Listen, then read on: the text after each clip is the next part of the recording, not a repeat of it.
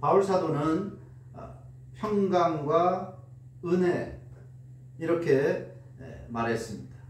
근데 이 평강, 즉 평안이라는 말 속에는 믿음을 겸한 사랑이 담겨져 있습니다. 평안에는 사랑도 담겨 있고 믿음이 담겨 있습니다. 단순한 잘 먹고 잘 살아서 육신이 편해서 그런 누리는 평안이나 평강을 말하는 것이 아니라 믿음으로 인해서 그리고 사랑으로 인한 그 평안을 말합니다. 자, 그것이 담겨 있는 평안과 은혜로 에베소서를 요약했습니다. 자, 그래서 이것이 중요한 단어인데 평안과 은혜, 은혜와 평안. 자, 이것을 다시 이 마지막 부분을 통해서 정리를 해보면 평안과 사랑이 이 안에 담겨 있음을 보게 되는데 에베소서에서 평안과 사랑은 매우 강조된 단어들입니다.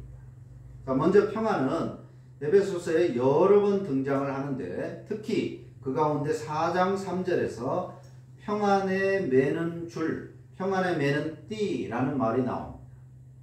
이때 이 줄, 띠라는 말은 힘줄, 인대라는 뜻이다 그랬습니다.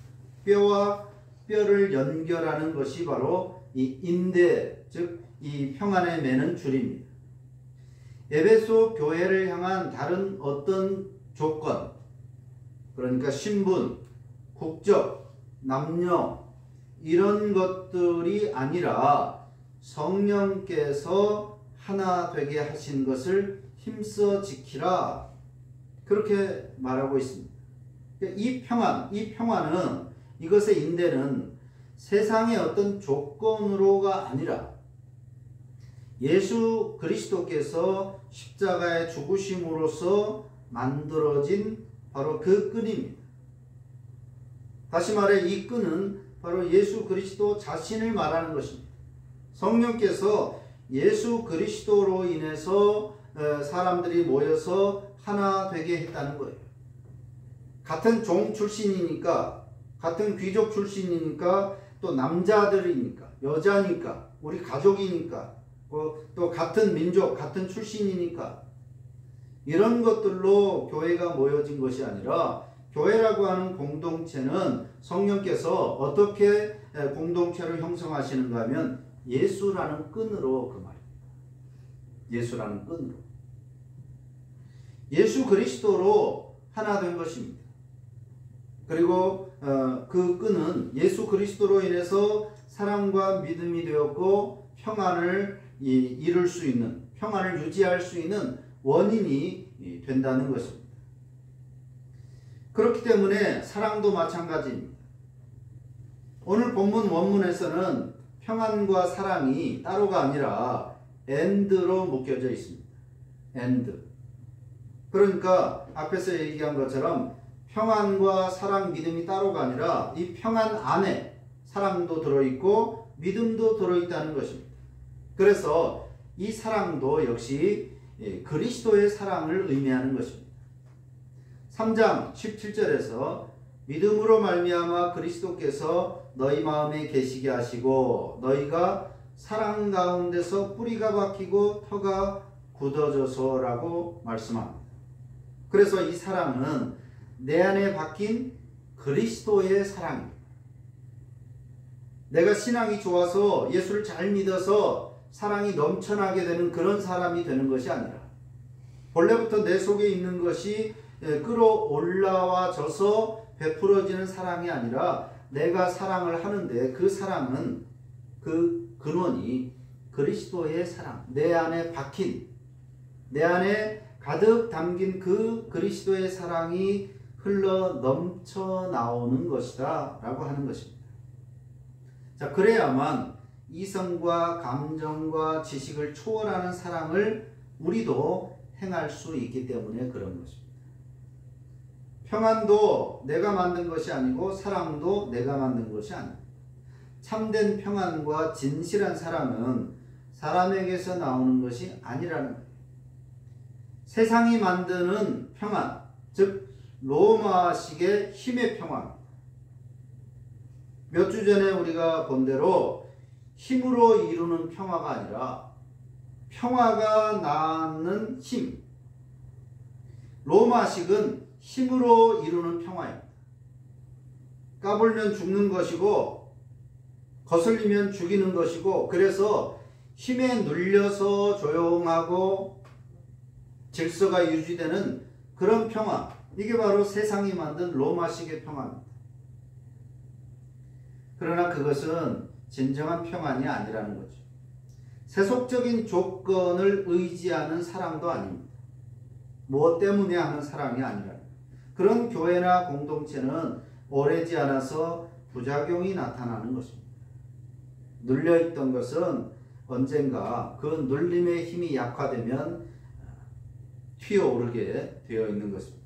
아무리 좋은 사이라 할지라도 어느 순간 틀어지면 세상 누구보다도 사이가 안 좋은 적이 될 수도 있는 것이 사람의 평화, 사람의 사랑인 겁니다.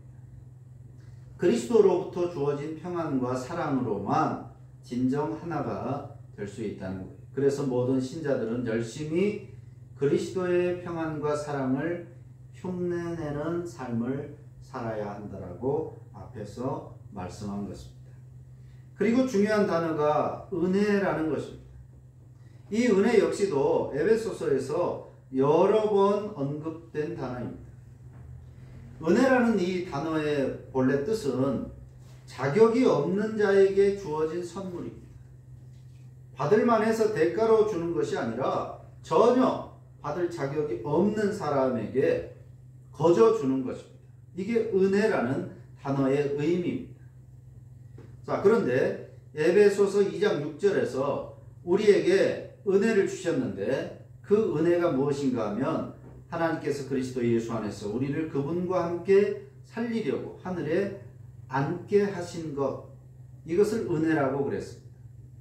자, 우리는 그리스도 안에서 은혜로 믿음을 가지게 되었습니다. 구원 얻는 믿음은 은혜로 받은 거예요. 그리고 구원 역시도 은혜로 받은 것입니다. 영원한 천국 소망을 은혜로 가지게 된 것입니다. 본래 이것들은 우리 속에 없는 겁니다. 구원 얻는 믿음은 흔히 사람들이 말하는 신뢰라는 의미의 그런 믿음이 아닙니다. 내가 열심히 노력해서 쌓는 그런 것을 말하는 것이 아닙니다. 하나님의 은혜로 우리 속에 믿음의 씨앗이 심겨진 것입니다. 구원도 소망도 은혜로 그리스도의 사랑을 우리가 받았고, 그리고 다른 사람을 사랑할 수 있게 되는 것입니다. 그래서 어느 노래 가사에 있는 것처럼 모든 것이 은혜, 은혜, 은혜, 한없는 은혜. 은혜 아닌 것이 없는 삶이 된 것입니다. 신자의 삶은 은혜 아닌 것이 없는 삶입니다. 그렇다면 은혜를 받았다면, 우리가 하나님으로부터 은혜를 받았다면 믿음이 있다는 말입니다. 은혜는 주셨는데 믿음은 안 주시고 하는 것이 없기 때문에 은혜 받았으면 우리 속에 믿음이 있다는 말입니다. 우리 속에 구원이 있다는 말이고 소망이 있다는 말입니다. 또한 평화를 추구하며 사랑할 수 있게 되었다는 것입니다. 그럴 수 있게 되었다는 것입니다. 내가 설사 그것을 느끼지 못한다 할지라도 내게 믿음이 있나? 내가 구원 받았는가? 내가 소망이 있는가? 그것을 내가 설사 실감을 하지 못한다고 할지라도 내가 은혜 받았다라고 생각한다. 하나님의 은혜를 받았다고 생각한다면 그 모든 것들이 내 안에 고스란히 다 들어있다는 의미예요. 자, 그래서 이런 삶이 보여지지 않는다면 은혜를 받았는데, 은혜를 받았다고 하는데 우리의 삶 속에서 평화를 추구하고 또 이웃들과 사랑하는 그런 관계의 삶을 살고자 하는 애씀, 그런 노력, 그런 수고가 보여지지 않는다면 그 사람이 신자라고 하는 사실이 전혀 사람들에게 드러나지 않고 있다면 과연 은혜를 정말로 받은 사람인지 의심해 보아야 하는 것입니다. 믿음이 있다고 하는데 거짓 믿음은 아닌지, 아직 구원받지 못한 사람은 아닌 것인지, 아직 그리스도의 사랑을 진정으로 받지 못한 것은 아닌지 그 자신의 신앙을 돌아보아야 한다고 하는 것입니다. 은혜 안에는 이 모든 것이 이미 담겨 있기 때문에, 그리고 그것을 받은 사람은 그런 삶을 살 수밖에 없는 것이기 때문에, 은혜 받은 사람이라면 그렇게 살지 않기가 더 힘든 사람이기 때문입니다. 그 안에 가득 담겨 있는 것이 흐르면 넘치게 되어 있는 거예요. 은혜 받았는데, 은혜를 받았다고 하는데 그와 관련된 삶의 모습이 전혀 나오지 않을 수가 없는 것입니다. 은혜 받았다라고 하는 것은 책을 읽고도 느낄 수 있는 감동이 있고, 드라마나 영화를 보고도 눈물이 철철 흐르는 그런 감동이 있을 수 있습니다. 노래를 들어도. 그러나 성경이 말하는 은혜 받았다라고 하는 것은 그런 자기 확신이나 감정, 그리고 스스로가 나 은혜 받았다 말한다고 해서 확인되는 것이 아닙니다.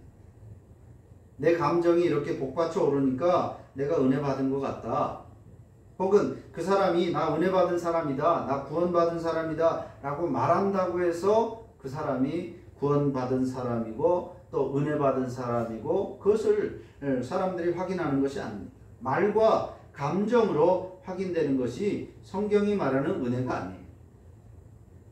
성경이 은혜 받았다라고 할 때 그것은 믿음 안에서 사랑으로 하나 되는 것을 말하는 것입니다. 이건 저절로 되는 것이라는 거예요. 은혜 받았으면 믿음이 그 안에 있는 것이고, 또 그리스도의 사랑이 그 안에 뿌리 박혀 있는 것이기 때문에 믿음과 사랑이 드러나게 되고, 그래서 원수를 만드는 것이 아니라 동료를 만들기를 힘쓰는 그런 삶이 되는 것입니다. 하나 되는 삶. 또한 평안에 매는 줄로 하나됨을 지키는 것을 드러나게 되는 것입니다. 드러나게 된다. 물론 노력하는 부분도 있어야 되겠지만, 그러나 그 안에 은혜가 충만히 있으면, 하나님으로부터 주어지는 은혜를 받았으면 그 은혜는 드러나게 되어 있다는 것입니다. 드러나게. 은혜 안에 평안도 사랑도 없다면 그 껍데기뿐인 은혜는 참 은혜가 아니라 모든 종교인들이 가지고 있는 종교심일 뿐입니다. 종교심. 불교인들이나 다른 이단, 심지어 이단 종교들, 사이비들도 종교심을 가지고 있습니다. 그런데 문제는 바로 이런 하나됨의 삶의 모습, 이것이 없다면 그것은 종교심이나 자기 착각일 뿐이다 라고 하는 것입니다.